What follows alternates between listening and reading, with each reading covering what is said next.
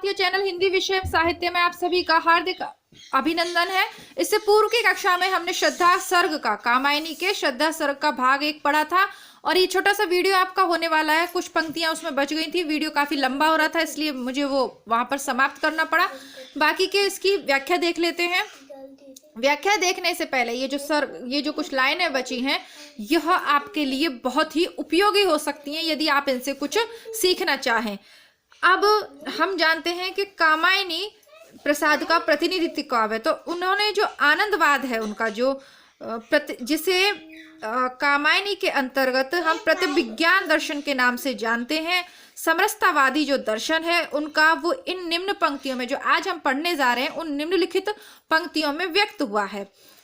और जो शैव दर्शन है, बहुत से लोग कहते हैं कि ये शैव दर्शन से युक्त है, तो जो उनका सत्यम शिवम और सुंदरम की भावना है वो आपको ये जो पंक्तियां आज हम पढ़ेंगे इनके अंतर्गत देखनी पड़ेगी, जहां उन्होंने प्रकृति को, जैसे एक पलायनवादी शुक्ल ने जयशंकर प्रसाद की एक पंक्ति है, ले चल मुझको मेरे नाविक धीरे धीरे, है ना, हौले हौले या धीरे धीरे जो भी है, ले चल मुझको मेरे नाविक भुलावा देकर हौले हौले। वहां एक पंक्ति के कारण शुक्ल ने कहा कि जयशंकर प्रसाद पलायनवादी कवि हैं, छायावादी कवि पलायनवादी हैं। लेकिन इन पंक्तियों को जब हम पढ़ेंगे तो हम ये देख पाएंगे कि जीवन के प्रति जगत को जितना सत्य प्रसाद ने माना है शायद अन्य किसी कवि ने नहीं माना।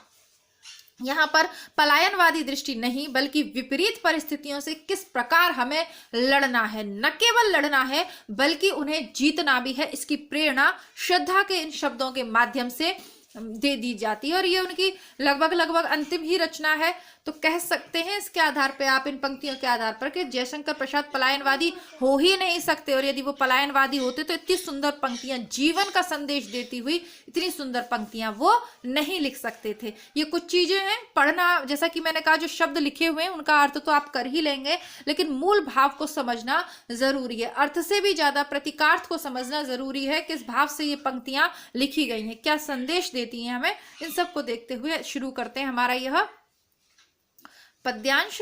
दुख की पिछली रजनी बीच विकसता सुख का नबल प्रभात, एक पर्दा यह जीना नील छिपाए जिसमें सुख के गात, है ना। आसमान में सब, आसमान एक पर्दा है, रहस्य की बातें होती है, रहस्य की भावना प्रमुख है छायावाद की। तो इस नीले आकाश के पीछे सुख के बहुत साधन छुपे हुए हैं, जिसे तुम समझे हो अभिशाप जगत के ज्वालाओं का मूल, ईश का वह रहस्य वरदान कभी मत इसको जाओ भूल।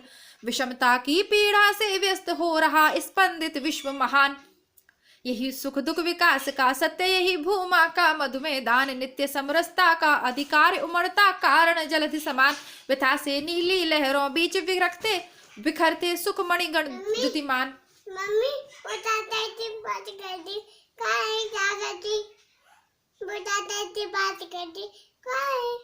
हाँ, मैं पढ़ा लूं दीदी को।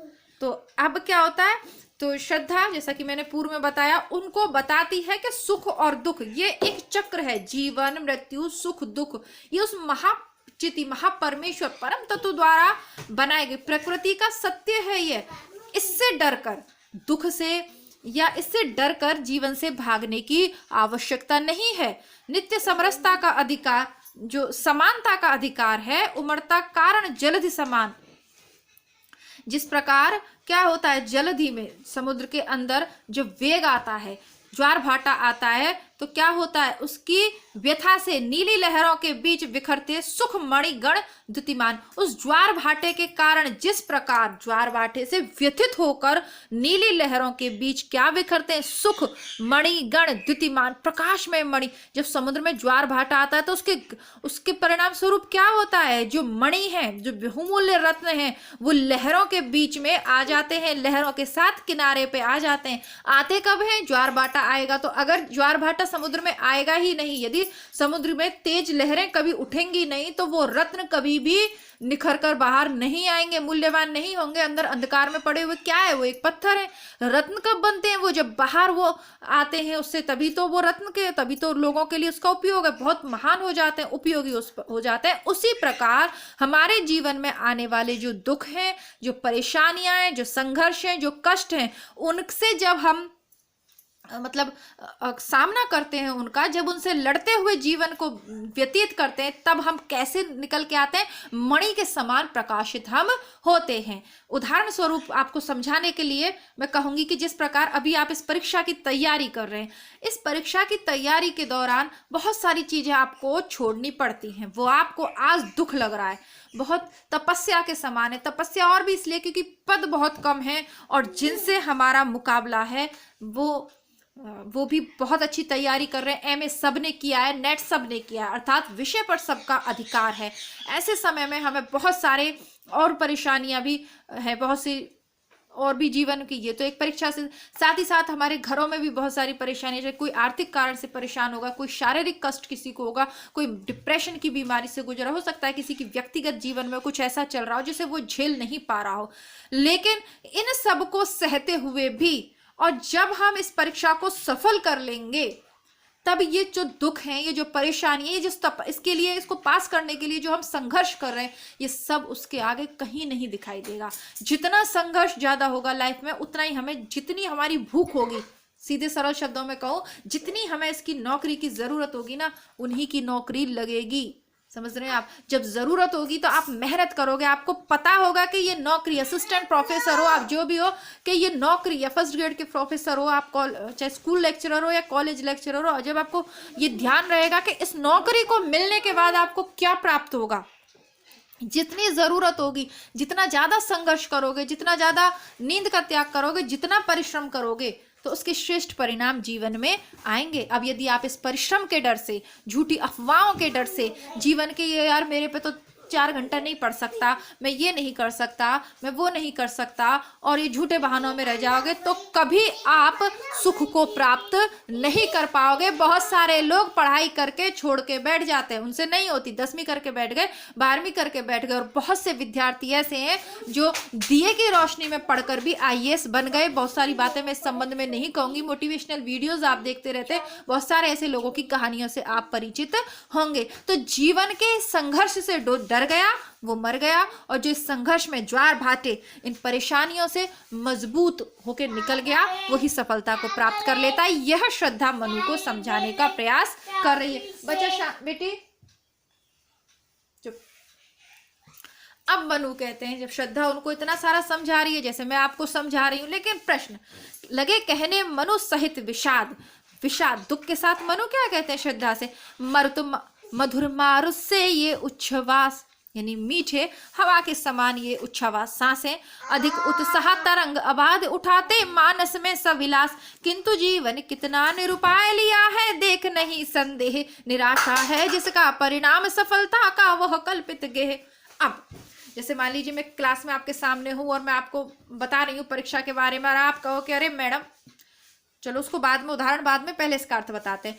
अब वो कहते हैं कि ये जो तुम उत्साह से भरी हुई जो सांसें हैं, जो तुम उत्साह से, जिस उत्साह से तुम बोल रही हो, मानस में सविलास, मन में सविलास, किंतु मैंने ये अपनी आंखों से देख लिया है कि जीवन कितना निरुपाय, अर्थात मैंने तो अपनी आंखों के आगे प्रलय देख लिया है, इसमें अब मुझे संदेह नहीं रहा। निराशा है जिसका परिणाम सफलता का वह कल्पित गेह, जो तुम कह रही हो कल्पित गेह, सफलता का वह कल्पनात्मक घर जो तुमने बनाया, उसका परिणाम तो मात्र निराशा होना है।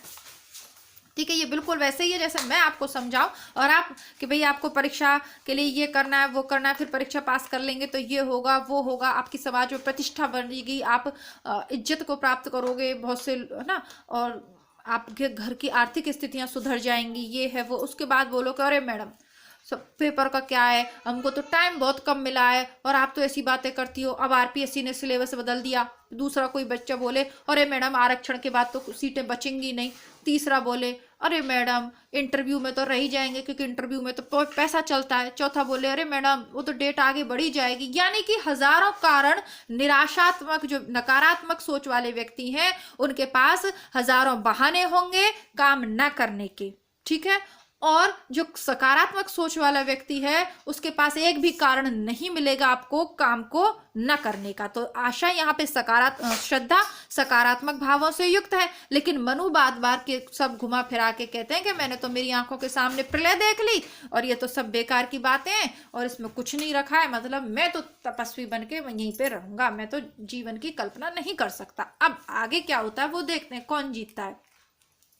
कहा आगंतुक ने स्नेह सस्नेह, जो आगंतुक है, आगंतुक कौन है? श्रद्धा, क्योंकि मनु तो ऑलरेडी वहां पे, तो वो स्नेह पूर्वक कहती है अरे तुम इतने हुए अधीर, हार बैठे जीवन का दाव, जीतते मर कर जिसको वीर। अरे तुम तो बहुत अधीर हो गए, तुम तो जीवन का दाव ही हार गए, जिसे मरने के बाद भी वीर जीत जाते हैं। वो वीर मरने के बाद भी जिस दाव को जीत जाते हैं, वो जीवन का दाव तुम तो बैठे बिठाए ही हार गए। ठीक है, जब युद्ध के लिए प्रस्थान करता है एक वीर, तो उसको पता होता है कि पता नहीं मैं अपने जन्म वापस लौट पाऊंगा या नहीं लौट पाऊंगा, लेकिन वो अपने देश के लिए, अपनी जन्मभूमि की रक्षा के लिए उस दाव को मर के भी जीत जाता है। महाराणा प्रताप एक ऐसे ही वीर हैं जो शायद दुनिया से चले गए, लेकिन वो उस दाव को जीत गए। किससे जीते? अपने साहस से, अपने पौरुष से और अपनी दृढ़ इच्छा शक्ति से ना। झांसी की रानी है, पद्मावती है, हाड़ी रानी है। हमारा राजस्थान तो वीर वीरांगनाओं की धरती है। बहुत सारे उदाहरण हम इसमें ले सकते हैं। बहुत सुंदर लाइन है, विशेषतः मुझे ये बहुत पसंद है। हार बैठे जीवन का दाव, जीतते मर कर जिसको वीर, तप नहीं केवल जीवन सत्य करण, यह क्षणिक दीन अवसाद। जिसे तुम तपस्या कहते हो वो जीवन का सत्य नहीं है, यह तो एक करुणा से युक्त क्षणिक और दीन अवसाद है। तरल आकांक्षा से है भरा, सो रहा आशा का आह्लाद। तरल आकांक्षाओं से भरा हुआ तुम्हारी आशाओं का आनंद सो रहा है। प्रकृति के यौवन का श्रृंगार कभी ना करेंगे बासी। ये बहुत सुंदर लाइन है, विशेषता मुझे बहुत ही, मतलब कहते हैं ना मोटिवेशनल वीडियोस आप जो देखते हो ना, साहित्य में इतना मोटिवेशन पड़ा हुआ है कि पता नहीं साहित्य के विद्यार्थियों को मोटिवेशनल वीडियोस की जरूरत होनी ही नहीं चाहिए। कोई भी बुक उठा के पढ़ लीजिए, चाहे रश्मि रथी पढ़ लीजिए, कामायनी की कुछ पंक्तियां पढ़ लीजिए, अपने आप मोटिवेट हो जाते हैं। प्रकृति के यौवन का श्रृंगार करेंगे, कभी न बासी फूल मिलेंगे, वे जाकर अतिशीघ्र आहा उत्सुक है उनकी धूल। प्रकृति के यौवन का श्रृंगार कभी भी बासी फूल नहीं कर सकते, है ना। पुरातनता का यह निर्मोक सहन करती न प्रकृति एक पल, नित्य नूतनता का आनंद किए है परिवर्तन में टेक। ये जो प्रकृति है, परिवर्तन संसार का नियम है, प्रकृति का नियम है। ये पुरातनता को, पुरानी जड़ता को स्वीकार नहीं करती, प्रतिदिन नूतनता का आनंद ये अनुभव करती है ना। मरण के बाद जन्म, तो प्रतिदिन नूतनता का जो आनंद है उसको ये ग्रहण करने वाली है। और ये जो बासी फूल हैं, जो थके चुके हैं, वो बासी फूल कभी उसका प्रकृति के यौवन का श्रृंगार नहीं कर सकते। वो तो अंत में जाके धूल में मिल जाएंगे। क्यों? क्योंकि वो बासी फूल है, उनमें कोई रस नहीं है, कोई जीवन ही उनमें नहीं है। उसी तरीके से तुम बातें कर रहे हो, जिस व्यक्ति में जीवन की आशा खत्म हो जाए, जो व्यक्ति जीवन में संघर्ष करना ना चाहे, आशा ही जीवन की खत्म हो जाए, तो तुम बासी फूल के समान हो। एक ऐसे हारे हुए व्यक्ति कभी भी प्रकृति के यौवन का श्रृंगार नहीं कर सकते। अर्थात युगों की चट्टानों पर सृष्टि डाल, पद चिन्ह चली गंभीर, देव गंधर्व असुर की पंक्ति अनुसरण करती उसे अधीर। जो व्यक्ति युग की चट्टानों पर अपने पद चिन्ह छोड़ जाता है, अपने कर्मों के द्वारा इतना महान कोई व्यक्ति हो जाता है कि युग की चट्टानों पर उसके पदों के चिन्ह छोड़ जाता है। जैसे कि अभी आपको बताया, महाराणा प्रताप युग की चट्टानों पर साल दर साल बीतते जा रहे हैं, लेकिन उनका महत्व कभी कम नहीं हो रहा। उन्होंने ऐसी पद छाप बनाई है इतिहास के पन्नों पर अपनी, कि उस पे बाद में देव गंधर्व और असुरों की पंक्ति उसी का अनुसरण करती अधीर होके। जब किसी को राह नहीं मिलती तो वो ऐसे श्रेष्ठ पथिक के जो पद चिन्ह बनाए होते हैं उन पर चलती है। अर्थात तुम्हें जीवन से हारना नहीं है, तुम्हें तो वो मिसाल कायम करनी है जिसका देवता और असुर भी जिसका अनुकरण करें। वो मिसाल तुम्हें, यानी तुम प्रकृति की शुरुआत करनी है। सीधे शब्दों में उसको कह रही है कि तुमको हार के तपस्वी होके बैराग लेके नहीं भाग जाना है, बल्कि तुम्हें तो प्रकृति की शुरुआत करनी है। एक नई सृष्टि का तुम्हें प्रारंभ करना है और बाद में उसी सृष्टि का आनंद लेने के लिए देवता भी तुम्हारे पीछे पीछे चलेंगे। यानी उसको जो है श्रद्धा है, मनु को मोटिवेट करने की कोशिश कर रही है। आगे देखते हैं। एक तुम यह विस्तृत भूखंड प्रकृति वैभव से भरा अमंद।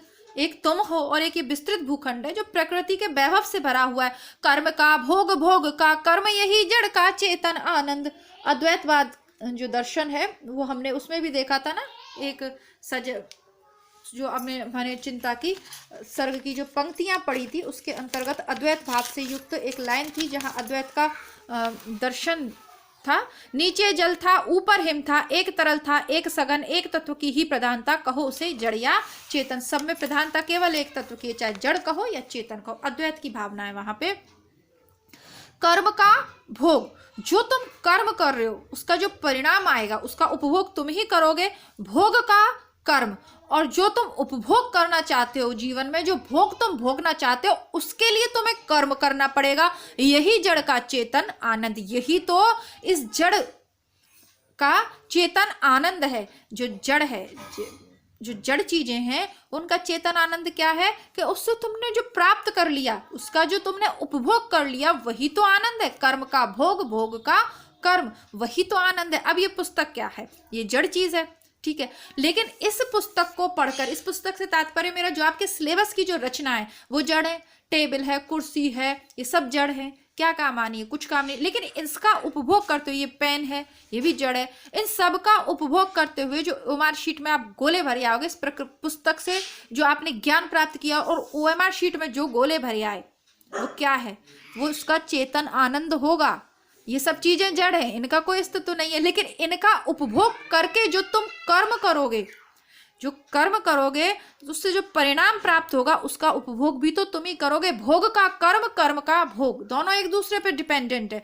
तो यही जड़ का चेतन आनंद, यही इस जड़ का चेतन आनंद है। जिन पदार्थों को प्रयुक्त करते हुए आप जो सफलता की नई इबादत लिखोगे तो वो ही तो असली आनंद है जीवन का। कहाँ इस सबको चक्करों में तुम पढ़ रहे हो कि डेट बढ़ जाएगी और ये और वो और फल, इन सब चक्करों में मत पढ़ो। ये मैं आपसे कह रही हूँ, ठीक है। तो इस सब चक्करों में नहीं पढ़ना है। करना क्या है?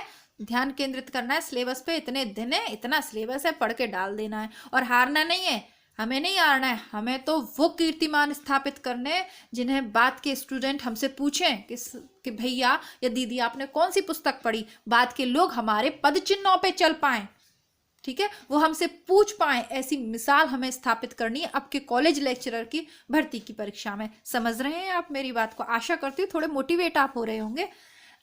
आगे श्रद्धा कहती है, अकेले तुम कैसे असहाय जन कर सकते तुच्छ विचार, तपस्वी आकर्षण से हीन कर सके नहीं आत्मविस्तार।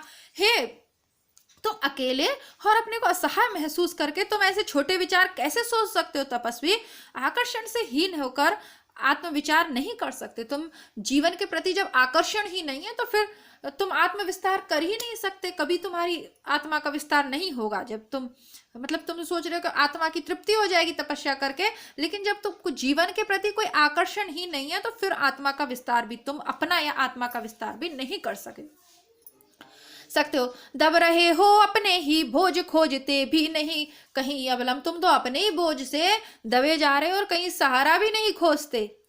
यानी कि बहुत से व्यक्तियों का आपने देखा होगा ना, परीक्षार्थियों को चारों तरफ तो वो ऐसे रहते हैं, इस तरीके से बिहेव करते हैं कुछ लोग के जन सारी दुनिया का भार उन्हीं के कंधों पे कि आसपास मिल जाएंगे देखने को। उनकी बातों को आप देखोगे तो उन्हें इतनी बातें इतनी बोझिल होती है, इतनी नकारात्मकता लगती है कि लगता है यार उनके पास आप 2 मिनट बैठ जाओ तो लगता है कि यार ये आरपीएससी कॉलेज लेक्चरर, यार ये प्रतियोगी परीक्षाएं तो बड़ी भारी चीज़ है, हम तो इन्हें कभी कर ही नहीं पाएंगे।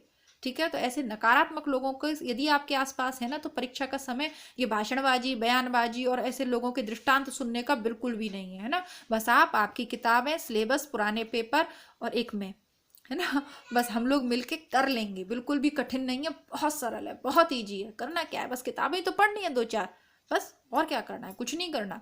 ठीक है, बिल्कुल हम कर लेंगे, बल्कि हमने कर लिया, हम कर सकते हैं। तुम्हारा सहचर बनकर क्या ना उऋण हो मैं बिना विलंब, समर्पण लो सेवा का सार सजल संस्कृति का यह पतवार। तो फिर अब ऐसी अवस्था में तुम मुझे मिले हो तो तुम्हारा सहचर, तुम्हारा साथी बनकर मैं क्यों ना उऋण हूं, मैं ऋण से मुक्त क्यों ना हो जाऊं, बिना देर किए मैं ऋण से मुक्त क्यों ना हो जाऊं तुम्हारा सहचर बनके। अर्थात प्रकृति का ये जो ऋण है मुझ पर प्रकृति का, मैं तुम्हारा साथी बनकर नई प्रकृति की हम शुरुआत करते हैं और ऋण से भी मुक्त हो जाऊंगी मैं। समर्पण लो सेवा का सार, सजल संस्कृति का यह पतवार। तो ये जो जल से युक्त मतलब जैसे पतवार होता है सजल, सिंधु में या सागर में क्या काम करेगा, पतवार के सहारे आप सागर को पार करोगे। उसी प्रकार ये जो विश्व है इसमें पतवार का काम क्या करता है, सेवा और समर्पण। सेवा और समर्पण वो गुण हैं जिनके द्वारा आप इस संसार को पार कर सकते हो। यदि आप में सेवा की भावना है, समर्पण की भावना है, तो जीवन को आप बहुत आसानी से पार कर जाओगे। अहंकार के द्वारा नहीं हो सकता। सेवा और समर्पण क्या है, पतवार की, है ना, जो भी होता है, अब बस जो व्यक्ति को सही दिशा में ले जाता है ना। आज से यह जीवन उत्सर्ग इसी पद तल में, विगत विकार दया माया ममता लो, आज मधुरिमा लो अगाध विश्वास। और यह कहते हुए श्रद्धा मनु को प्रपोज कर देती है सीधे सीधे, पद तल में विगत विकार, पद के तलों में ये जो बीते हुए जो विकार है, विगत विकार, जो तुम्हारे मन मस्तिष्क में ये विकार है, इनको विगत करो, यानी ये बीते हुए जो विकार है उनको अपने पद तल में दबाओ, ठीक है। और आज से ही क्या लो, दया ममता माया मधुरिमा अगाध विश्वास, मेरा अगाध विश्वास, मतलब ये सब कुछ तुम्हारे लिए।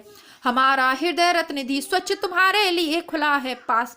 और वो कहती है कि मेरा ये हृदय सागर जो बिल्कुल स्वच्छ है, अर्थात तुम्हारे पूर्व किसी ने इसमें प्रवेश नहीं किया है, तुम्हारे लिए आज खुला है।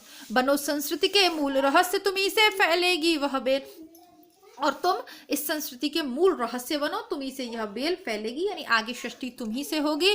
विश्व भर सौरभ से भर जाए, सुमन के खेलो सुंदर खेल। ये पूरा विश्व खुशबू से भर जाए, ऐसे फूलों के सुंदर खेल तुम खेलो, यानी नई सृष्टि को, नई सृष्टि की जो शुरुआत है उसमें अपना योग दो। और यह क्या तुम सुनते नहीं विधाता का मंगल वरदान। और ये क्या हुआ, तुम सुनते नहीं हो विधाता का यह मंगल वरदान। शक्तिशाली हो विजय बनो, विश्व में गूंज रहा जय गान। डरो मत अरे अमृत संतान, अग्रसर है मंगल में वृद्धि, पूर्ण आकर्षण जीवन केंद्र खिंची आवेगी सकल समृद्धि। वो कहती है कि तुम देवताओं की ये बात नहीं सुनते, परमात्मा का ये संदेश तुम्हें नहीं दिखाई दे रहा कि तुम शक्तिशाली हो, विजयी बनो, पूरे विश्व में तो यही जयगान गूंज रहा है। अरे डरो मत अमृत संतान, तुम देवताओं की संतान हो। आगे क्या है, मंगल में वृद्धि, मंगल में वृद्धि होगी हमारी, पूर्ण आकर्षण जीवन केंद्र खिंची आवेगी सकल समृद्धि। और जब आकर्षण का जब जीवन के प्रति आकर्षण तुम्हारे केंद्र में होगा तो सकल समृद्धि उसमें खिंची आवेगी। जब जीवन जीना चाहोगे तभी तो सारी समृद्धियां तुम्हारे पास आएंगी, और जब तुम मर नहीं चाह रहे हो या तुम वैराग्य धारण कर रहे हो तो फिर समृद्धि का तो कोई सवाल ही नहीं है, वो क्यों आए तुम्हारे पास।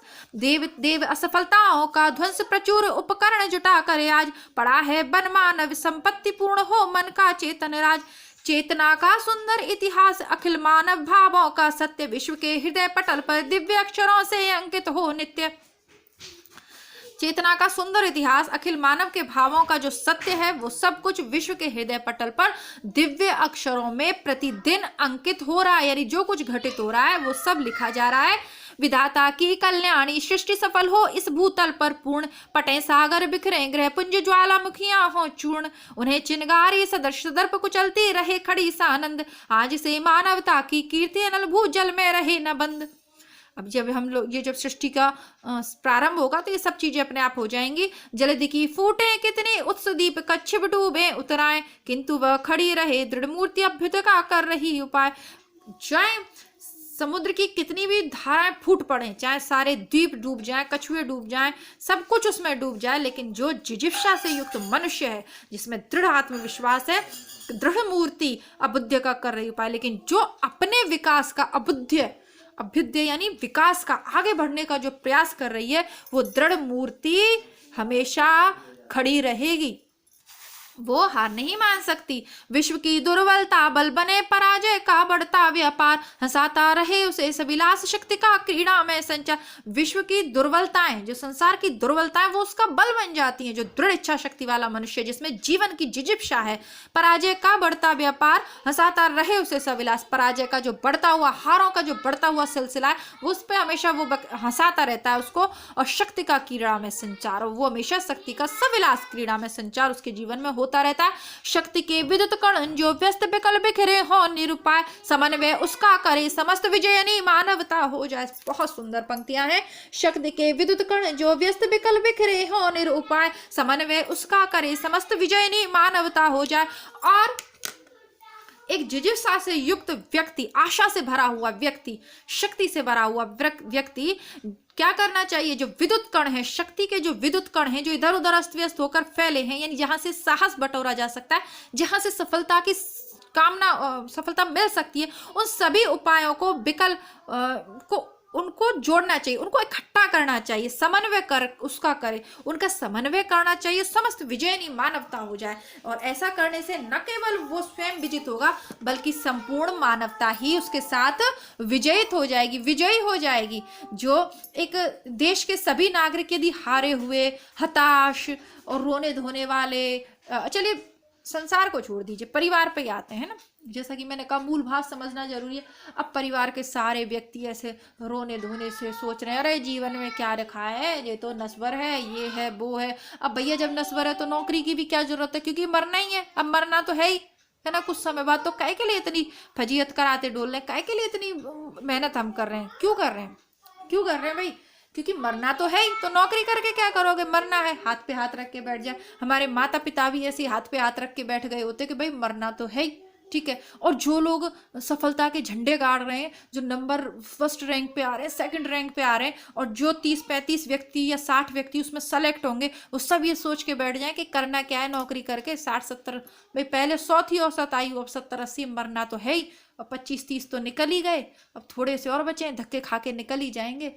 तो क्या वो अपने परिवार का, अपने समाज का या देश का कल्याण कर सकता है? ऐसा युवा वर्ग नहीं कर सकता।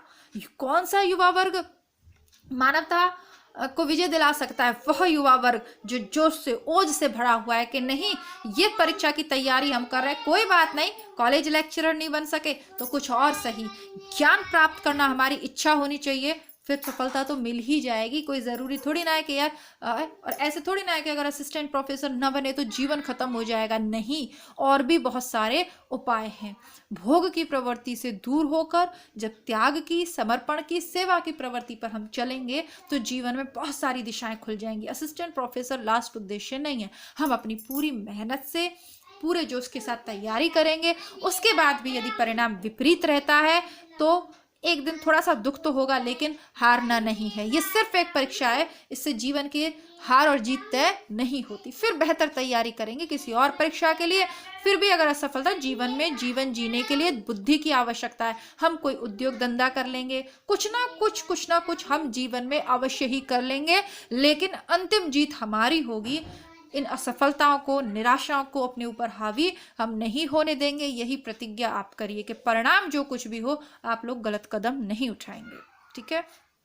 एक ऐसा ही व्यक्ति था सुशांत सिंह राजपूत, जिसके लिए लोगों के दिल में अथाह प्यार था, लोग उसको पागलों की तरह प्यार करते थे, लेकिन उस व्यक्ति ने जीवन की कठिनाइयों से हार कर अपने प्राण त्याग दिए। उस पर हजारों कमेंट बॉक्स में आप कमेंट कर सकते हैं कि मैडम उसको मार डाला, ये कर डाला। मैं भी आप ही की तरह बेवकूफ़ थी और उसके लिए एक वीडियो भी मैंने बनाया था, और जस्टिस फॉर सुशांत, इस चीज़ को बहुत ज़्यादा मैंने प्रोत्साहित किया है, जितना मैं कर सकती थी मैंने किया। लेकिन अंत में मुझे ये समझ में आया कि उस व्यक्ति को इतना भोग में वो डूब गया था ना, इतना भोग वाला उसका जीवन हो गया था ना, इतना बुद्धिवाद का अंत फिर दुखवाद ही होता है। उसका अंत इससे ज़्यादा वो उस चीज़ को हैंडल ही नहीं कर पाया। परिवार में पिताजी से 6-6 महीने बात नहीं हो रही है, बहनों से दूर हो गए, भोग विलास, और तो उसका अंत यही होना था, नहीं होना चाहिए था। मुझे बहुत दुख उस समय हुआ, लेकिन मैं आप लोगों से फिर आग्रह कर रही हूँ, क्योंकि हो सकता है आप में से बहुत से लोग इस वीडियो को परीक्षा से जस्ट पहले ही देखें, ठीक है। तो प्लीज़, परिणाम कुछ भी हो, आपकी माता पिता के लिए आपसे प्यारी सफलता नहीं हो सकती, ठीक है। मिलती हूँ कल दूसरी कक्षा के साथ, तब तक के लिए नमस्कार, धन्यवाद, जय हिंद।